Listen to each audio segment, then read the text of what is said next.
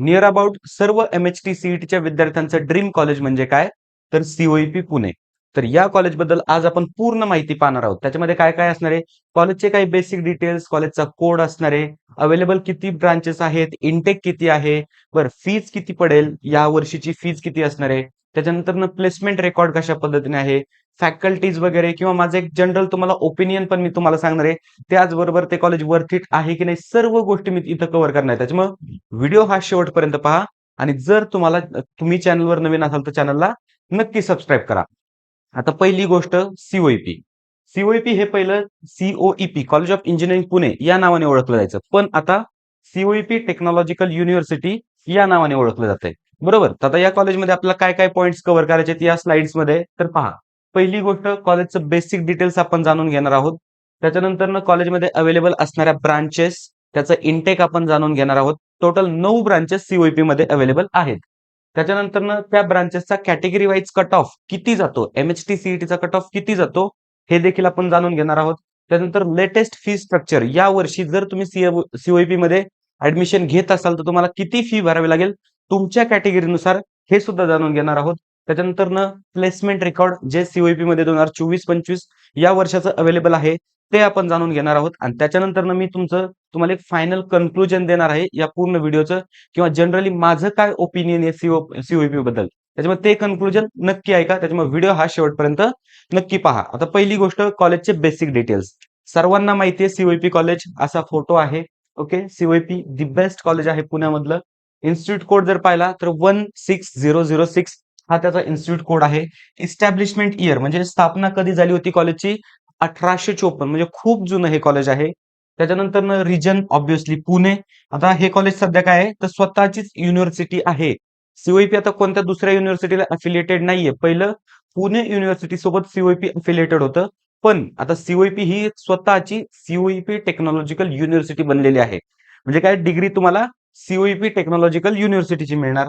त्याच्यानंतर अर्थातच हे कॉलेज ऑटोनॉमस आहे आणि इथं कुठल्याही प्रकारची मायनॉरिटी वगैरे प्रेझेंट नाहीये. हा एक बेसिक ओव्हरव्ह्यू COEP बद्दल. बरं, त्याच्यानंतर COEP मध्ये अवेलेबल असणाऱ्या ब्रांचेस, मी जसं तुम्हाला सांगितलं, टोटल 9 ब्रांचेस COEP मध्ये सध्या अवेलेबल आहेत. कोणकोणत्या, तर पहा. सिव्हिल इंजिनिअरिंग आहे आणि सिव्हिल इंजिनिअरिंगच्या टोटल 158 जागा आहेत. आणि हा डाटा जो आहे तो लास्ट इयर CET सेलच्या वेबसाईटवरनं मी घेतलेला आहे. त्याच्यानंतर कॉम्प्युटर सायन्स अँड इंजिनिअरिंगच्या 315 COEP मध्ये जागा आहेत. त्याच्यानंतर इलेक्ट्रिकल इंजिनिअरिंगच्या 158 जागा आहेत. ENTC electronics and telecommunication engineering 158 जागा. इन्स्ट्रुमेंटेशन अँड कंट्रोल इंजिनिअरिंग 63 म्हणजे 63 जागा. त्याच्यानंतर नेक्स्ट जर आपण पाहिलं तर मेकॅनिकल इंजिनिअरिंग 158 जागा आहेत, number of seats. Then manufacturing science and engineering 79. Then next आपण पाहिलं metallurgy and material technology 79. And last artificial intelligence and machine learning 79. तर ह्या काही जागा आहेत. याच्यानंतर COEP मध्ये बी प्लॅनिंग वगैरे ब्रांचेस आहेत, पण त्या MHT CET वरनं भरल्या जात नाहीत. त्याच्यासाठी आपल्याला दुसऱ्या पोर्टलवरनं अप्लाय करावं लागतं, प्लॅनिंग आर्किटेक्चरच्या पोर्टलवरनं. मग ओव्हरऑल ह्या सर्व ब्रांचेस आणि त्यांची इंटेक कॅपॅसिटी तुम्हाला समजली आहे. बरं, त्याच्यानंतर काय, तर कॅटेगरी वाईज कट ऑफ. आता इथं कट ऑफ मी दाखवत असताना कॉम्प्युटर सायन्स अँड इंजिनिअरिंगचाच फक्त कट ऑफ दाखवलाय. मग त्याच्या अकॉर्डिंग तुम्ही कन्सिडर करू शकता. कॉम्प्युटर सायन्स इंजिनिअरिंग, त्याच्यानंतर थोडासा कमी जातो AIML चा, त्याच्यानंतर थोडासा कमी जातो कुणाचा, ENTC चा.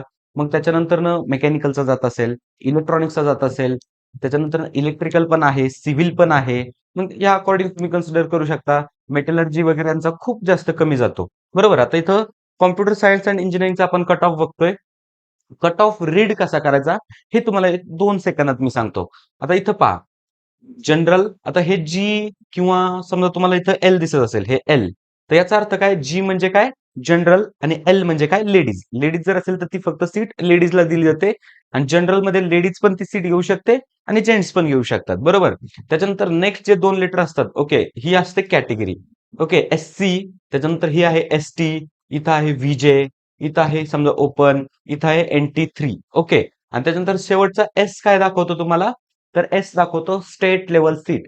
म्हणजे COEP युनिव्हर्सिटी असल्यामुळं, ऑटोनॉमस असल्यामुळं, तिथं होम युनिव्हर्सिटी किंवा अदर दॅन होम युनिव्हर्सिटी असा कुठलाही प्रकार नाहीये. कोणत्याही युनिव्हर्सिटीचा मुलगा असेल, कोणत्याही जिल्ह्यातनं त्याने 12वी पास केलेली असेल, तरी तो मुलगा COEP साठी सारखाच आहे. बरोबर. मग त्याच्यामुळे शेवट इथं एस दाखवतंय. म्हणजे कट ऑफ रीड करता आला. जनरल एससी स्टेट लेव्हल किती कट ऑफ आहे? 98.91. General ST state level 95.80. कुणाचा? कॉम्प्युटर सायन्स इन इंजिनिअरिंग 2025 चा राउंड 1 चा हा कट ऑफ आहे.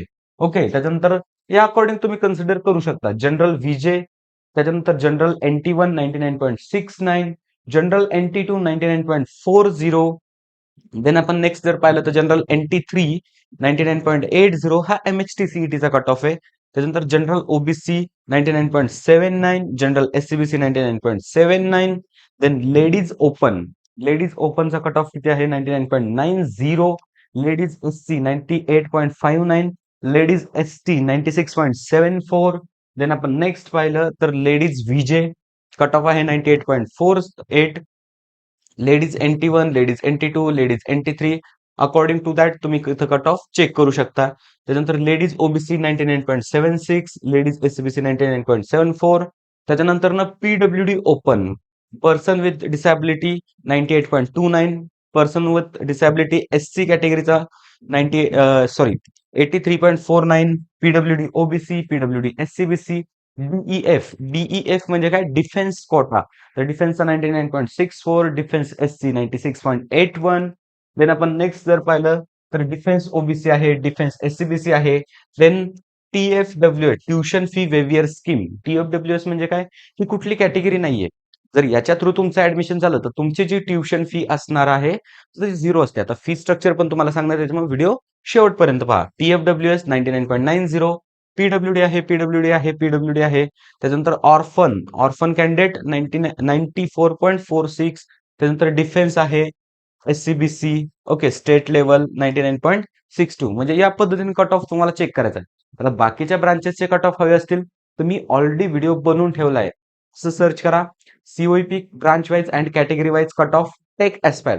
व्हिडिओ तुम्हाला मिळून जाईल, तो व्हिडिओ चेक करा. त्याच्यामुळे पूर्ण ब्रांचेस आणि पूर्ण जेवढ्या कॅटेगरीज आहेत तर त्यांच्याबद्दल मी ऑलरेडी कट ऑफ दिलाय. बर, त्याच्यानंतर आता नेक्स्ट आपण पाहूया फी स्ट्रक्चर. कॉलेजचं असणार फी स्ट्रक्चर. आता फीज ही भरपूर साऱ्या गोष्टींवर डिपेंड असते. त्याच्यामुळे हळूहळू थोडंसं मी तुम्हाला समजून सांगतो ना की फी कशी कशी असते. तर सीओईपी मध्ये ज्यावेळेस आता ओपनची फीज एकदा आपण समजून घेऊया. ओपन कॅटेगरी, बरोबर. तर इथं असणार पहिली गोष्ट म्हणजे ट्युशन फी. तर ती किती दिली? 87,000 रुपये एवढी ट्युशन फी आहे. त्याच्यानंतर दुसरी असते डेव्हलपमेंट फी. डेव्हलपमेंट फी किती आहे? 25,000 रुपये. ऑदर फीज किती आहे? 48,000. त्याच्यानंतर एक्झामिनेशन फी किती आहे? 5,000 रुपये. त्याच्यानंतर मिसलेनियस फी, काय डिपॉझिट वगैरे हे सगळ्या गोष्टी मिळून किती होतात? 6,760 रुपये. म्हणजे एवढं सीओईपी तुमच्याकडनं फी चार्ज करतं ज्यावेळेस तुमची ओपन कॅटेगरी असते. मग याचे टोटल किती होते?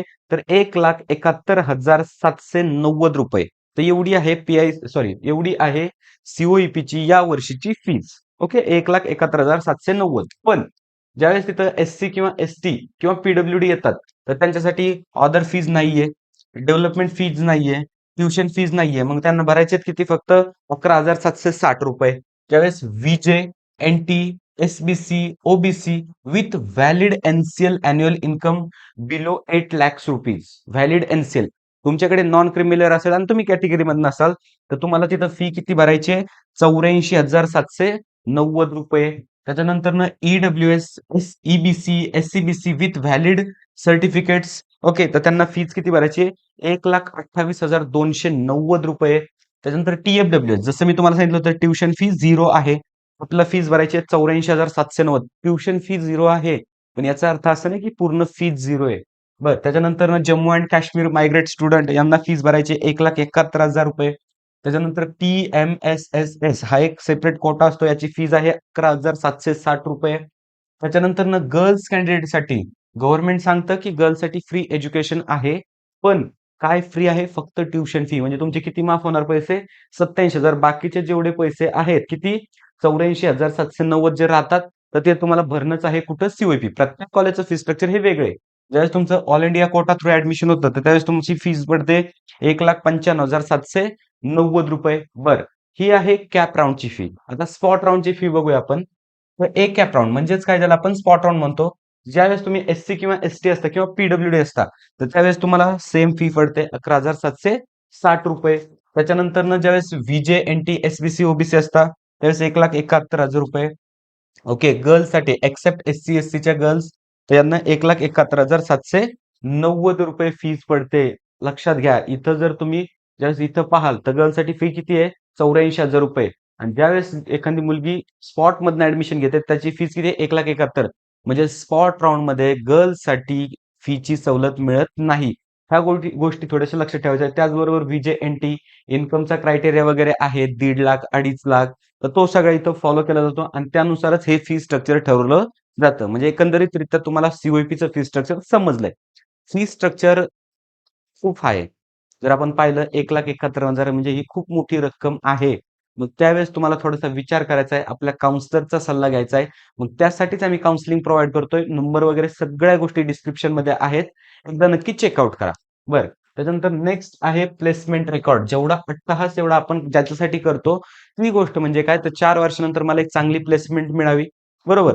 मग ते प्लेसमेंट रेकॉर्ड आपण पाहतोय कधीचं 2024-25. आता सीओईपीने अजून काही प्लेसमेंट रेकॉर्ड त्यांच्या वेबसाईटवर अपडेट केलं नाहीये. मग या प्लेसमेंट रेकॉर्डमध्ये आपण तुम्ही क्लिअरली पहा एकदा. वाटल्यास स्क्रीनशॉट घ्या या स्लाइडचा किंवा सीओईपीच्या तुम्हाला वेबसाईटवर सुद्धा ह्या सर्व गोष्टी मिळून जातील. की जर आपण पाहिलं तर कॉम्प्युटर इंजिनिअरिंगची 91% प्लेसमेंट आहे. ईएनटीसीची 82 आहे. 84 आहे मेकॅनिकलची प्लेसमेंट. त्याच्यानंतर 100% प्लेसमेंट झाली आहे इलेक्ट्रिकल इंजिनिअरिंगची. इन्स्ट्रुमेंटेशन 90% प्लेसमेंट आहे. त्याच्यानंतर ह्या झाल्या युजी म्हणजे अंडर ग्रॅज्युएटच्या प्लेसमेंट्स. पीजीच्या प्लेसमेंट्स आहेत. ओके, त्याचं सध्या तर आपल्याला काय करायचं नाहीये. पण युजीच्या प्लेसमेंटवर आपण फोकस करतोय. सिव्हिलची प्लेसमेंट आहे. त्याच्यानंतर हे पहा बी प्लॅनिंग 33.33% प्लेसमेंट आहे बी प्लॅनिंगची. बरोबर आहे. हा आहे सीओईपीचा प्लेसमेंट रेकॉर्ड. त्याच्यानंतर जर आपण पाहिले तर लास्ट 3 इयरचं प्लेसमेंट 2022-23चं placement. Okay, number of student enrol 788 स्टुडंटने एनरोल केलं होतं. 590 स्टुडंटचं त्यापैकी प्लेसमेंट झालं. 74% प्लेसमेंट झाली. त्याच्यानंतर 2023-24 695 स्टुडंटने एनरोल केलं होतं. 549 म्हणजे 549 मुलांचं प्लेसमेंट झालं. 79% प्लेसमेंट रेकॉर्ड आहे. 2024-25 तर 630 मुलांनी एनरोल केलं होतं. 228 हे इथं दिलंय तुम्हाला बघा. 228 मुलं तिथं प्लेस झाली. ओके, तर त्याच्यामध्ये प्लेसमेंट आहे त्यांचं 84%. Number of companies visited 245 companies 2024-25. 2023-24 241 companies आणि 2022-23 241 ते 214 कंपनीज. जर आता हायर पॅकेज वगैरे जर पाहिलं, हायेस्ट सॅलरी वगैरे इथं तुम्हाला दिसतेच. त्याच्यानंतर एव्हरेज सॅलरी वगैरे पण इथं आहे. म्हणजे प्लेसमेंट रेकॉर्डच्या बाबतीत म्हटलं ना, सीव्हीपी खूप चांगलं आहे. काही अडचण नाहीये प्लेसमेंट रेकॉर्ड बद्दल. फीस थोडीशी हाय आहे, कट ऑफ पण हाय आहे, पण प्लेसमेंट चांगलं आहे. बरोबर. त्याच्यानंतर आपण नेक्स्ट जर पाहिलं तर हे पहा, इथं थोडंसं व्यवस्थित करून दाखवलं डिपार्टमेंट वाईज प्लेसमेंट. तुम्ही इथं क्लिअरली पाहू शकता. हे बघा कॉम्प्युटर सायन्स अँड इंजिनिअरिंग तर इथं दिलं कॉम्प्युटर सायन्स अँड इंजिनिअरिंग. त्याच्यानंतर म्हणजे हे प्लेसमेंट आहे थोडक्यात. हा चार्ट तुम्हाला इझिली समजेल. त्यानंतर ईएनटीसीचं प्लेसमेंट आहे. ओके, हे काय दिलंय? तर डिपार्टमेंट वाईज ॲव्हरेज सॅलरी दिली इथं. ॲव्हरेज सॅलरी दिली डिपार्टमेंट वाईज. बरं. त्याच्यानंतर नेक्स्ट हे काही टॉप रिक्रुटर्स आहेत. म्हणजे यात ज्या कंपनीज आहेत ह्या सीओईपीला येत आहे. त्याच्यामध्ये कोण आहे? बजाज आहे, मास्टर कार्ड आहे. त्याच्यानंतर जर आपण पाहिलं तर पुणे मेट्रो देखील आहे, एनपीसीआय आहे. त्याच्यानंतर पॅटर्न आहे इथं. अजून युबीएस टेक्नॉलॉजीज आहे, जेपी मॉर्गन आहे. त्याच्यानंतर जर आपण पाहिलं तर एनव्हीडीआय आहे, एनव्हीडीआय. त्याच्यानंतर जर आपण पाहिलं तर वर्लपूल. त्याच्यानंतर नेक्स्ट जर आपण पाहिलं फिलिप्स आहे, फिलिप्स इलेक्ट्रॉनिक्सची आहे. ब्लू स्टार कंपनी आहे, बजाज फिन्सर्व आहे. त्याच्यानंतर आपण जर पाहिलं डिओलाइट आहे, डिओलाइट कंपनी आहे, ह्युंडाई आहे. अजून भरपूर साऱ्या कंपनीज आहेत. एल-एन-टी वगैरे पण असणार आहेतच. ओके, एल-एन-टी वगैरे इथं शोधा. एल-एन-टी वगैरे पण असणार आहे. टाटा मोटर्स आहे इथं. बरोबर. त्याच्यानंतर बॅक्स्टर आहे. अ, भरपूर साऱ्या कंपनीज आहेत. आता तुम्ही ज्यावेळेस वेबसाईटवर जाऊन पाहाल ना, ते फक्त टॉप रिक्रुटर्स इथं दिलेत. पण वेबसाईटवर सगळ्या रिक्रुटर्सचे नावं, त्यांचे सिम्बॉल वगैरे सगळं दिलंय. तुम्ही एकदा नक्की तिथं जाऊन चेक करा. बरं. हा होता सगळा सीओईपी या कॉलेजबद्दल डाटा. फी स्ट्रक्चर पाहिलं, प्लेसमेंट पाहिली आपण, कट ऑफ पाहिले, अवेलेबल असणाऱ्या ब्रांचेस पाहिलं. कॅम्पसचं जर विचारायचं झालं तर कॅम्पस एक्स्ट्रा ऑर्डिनरी काहीच अडचण नाहीये. हॉस्टेलची फॅसिलिटी सगळ्या गोष्टी व्यवस्थित आहे आणि थोडक्यात ड्रीम इंजिनिअरिंग कॉलेज आहे प्रत्येक स्टुडंटचं. बरोबर. प्रत्येक स्टुडंटचं ड्रीम इंजिनिअरिंग कॉलेज आहे. मग माझं फायनल कन्क्लुजन काय आहे? द बेस्ट कॉलेज आहे. काही अडचण नाहीये. आणि मुलं करतायत काही प्रॉब्लेम नाही. फक्त फीज थोडीशी हायर साईडला आहे. मग त्या केसला एखाद्या मुलाला नसेलच जर शक्य होत ना, तर मग पी-आय-सी-टीकडे यावं. काही अडचण नाही. सीओईपी मिळत असेल तर पी-आय-सी-टी ऑब्व्हियसली मिळतंय. बरोबर आहे. तर मग जर नसेल शक्य होत ना, ओपन कॅटेगरीचा मुलगा आहे, 2-2 लाख रुपये भरणं नाही शक्य होत सगळ्यांना. मग त्यांना पी-आय-सी-टीकडे यावं. थोडंसं फीस कमी आहे. प्लेसमेंट जर म्हटली पी-आय-सी-टीची, ती सुद्धा बेस्ट आहे. काही अडचण नाही. मग हा जर व्हिडिओ तुम्हाला आवडला असेल आणि हा व्हिडिओ आपल्या चॅनलवर तुम्ही पहिल्या वेळेस पाहत असाल, तर चॅनलला नक्की सबस्क्राईब करा. All the best.